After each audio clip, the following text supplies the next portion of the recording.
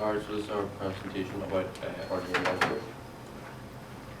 The core principles of game design are narrative, mechanics, surprise, reward, level, design, player, character, and challenge.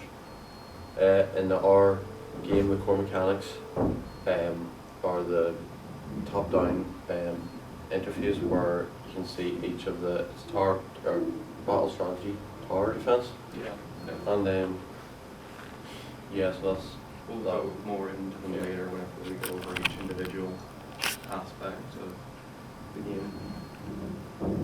So here's our ideas development page. We started off with the mobile games mostly. See where it says games and then all spiders out. Give examples of what we thought our game could be like for a mobile game. We eventually settled on tower defense. And then wrote some of the concepts we wanted on the bottom right. So for visuals, we wanted to look like, Tron-like, kind of like that vector graphics, that it, like all the lines and bright colors. And like I was trying to make it themed around colors, so different colors would have different aspects. We have an idea for one of the defensive towers at the top left, which is a Tesla tower, which would like act as a slowing field of effect around where it was placed. I can't actually remember. reskinned medieval weapons, or like medieval weapons with Tron. Yeah, like ballistas, but like Tron, like future. So here's the summary of what the game is. Our game is called Light Force. The genre is casual mobile tower defense. And the synopsis is Light Force is an up-and-coming mobile tower defense game where you play as the commander trying to stop robotic enemy forces from destroying your base through the placement of unique defensive structures. Light Force tries to set itself apart from other types of games in the same genre with its unique style, the whole Tron thing, because it hasn't been done in ages. It's not a good soundtrack. We're trying to make like that 80s synth, like Stranger Things, that type of music. Okay.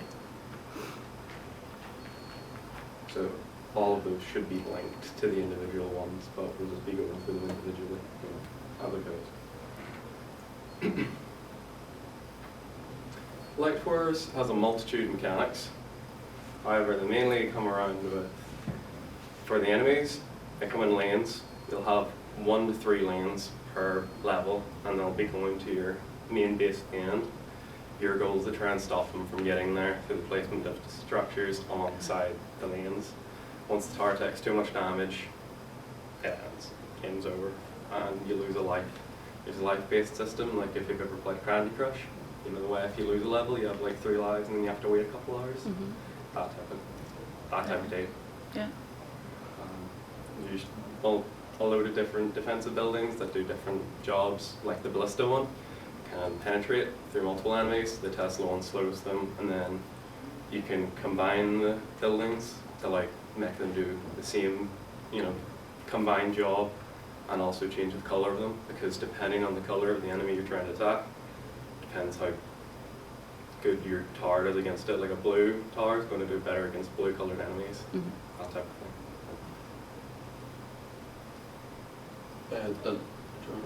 The level design, and this is very simple. So we came up with the 2D design of what the Tron games were like in the movies, and then we like the whole, obviously the colour scheme. So on the 80s, obviously synth music ties in with that as well. So the enemies come from left to right, so it's easy to see which one you are, and they also have different colours than what you've picked. Obviously pre-game, so you know who you are and who you should be attacking. You have limited amount of tiles that you can place, so that means you can't take over too much too quickly, and you can't just place everything everywhere and completely lock down the game, so as soon as the enemies come in, they're immediately destroyed. You only have like 9 places where you can put the towers. Yeah, and As you progress through the game, AI will become increasingly more difficult, and enemies will take more damage, and there'll be like different types. Like you could have an enemy that has like every couple of seconds it'll do a big slam wheel around, and that'll like, you know, freeze all the buildings around it for a couple of seconds.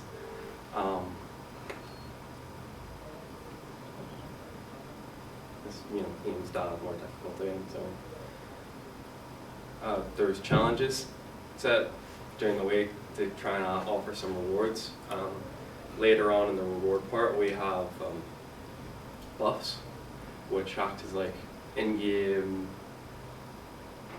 They kind of just help you a little bit. Like you use energy to place buildings, and it could give you like 1,000 energy or whatever. So you can place a couple buildings, upgrade a couple buildings, combine a few. To, you know, if you're struggling a bit near the start of a level, if it's too hard for you, you can help with that. So whenever you overcome these like the weekly challenges, which will be harder than your normal level, you're rewarded for it, which is the part and all that.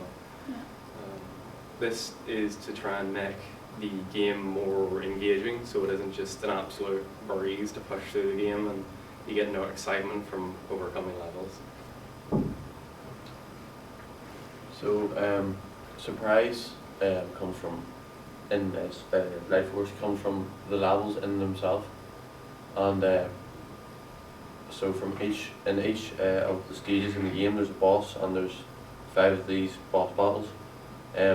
The bosses are obviously more difficult than the main or the other AI that you've been in that stage, and so there's a drop off. You know, some people won't be able to beat it at that point at the end of the game or at the end of the stage. So it requires a bit more focus and a bit more strategy. So, and you can't just rush through the game, you know, and clock it in like whatever time. It is to try and slow down the pace, because you can only bring certain. I don't know, we keep referring it to other games, but you know, I'm trying to come up with close things can relate to that these can. You know, in Plants vs Zombies, you can only pick a certain amount of, you know, types to defend your garden with. That we're having the same. You can only pick like 6 defensive buildings, which all serve different purposes. So for certain bosses, you're going to need certain buildings, but you won't know that the first time around. So it's aimed to slow down the game. And then as the boss get harder, the rewards also get better as well to keep it. Because bosses will also give you the boss I talked about earlier, you know, give you energy, AoE freeze type of thing. Right, Light Force's reward system involves the buff things, you know, the buffs I mentioned earlier, and we're also going to allow players to download the soundtrack from the game, because you know how much everyone loves the 80s synth stuff nowadays with Stranger Things and all that. So every 10 levels they complete, we'll allow them to download one song from the soundtrack, you know, like directly to their phone, so they can play it when they're offline at home, you know, or at work, if they like the music. We also are going to create a couple like animated you know, little graphical pieces for use as phone backgrounds, and they'll be unlocked every 20 levels or so. Very good. So, you know, try and give some reward to the players other than just in-game stuff. Yeah.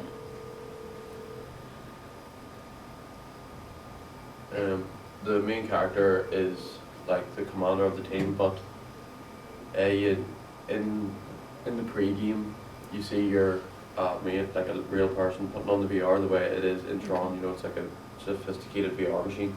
So you put that on and you see yourself in, like, your player character in cutscenes with your text underneath. It's not like real-time, you know, cutscenes. So it's just a small sprite, and you also see yourself pointing, you know, when you're placing towers and things, and you can see yourself pointing to where they should be placed.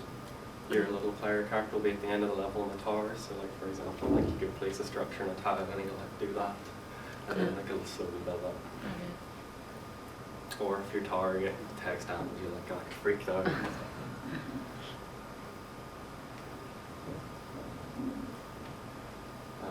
You want to do that? The narrative follows the commander in a game from the 90s. This commander is being controlled through an advanced version of VR in an alternate universe. The commander must persevere through many trials and tribulations to achieve victory. Each stage of the game, you must destroy the enemy team's towers before they destroy yours, which results in a victory. The player can be rewarded in various ways for doing these. So that's the weekly multi-challenges and boss battles. That's it.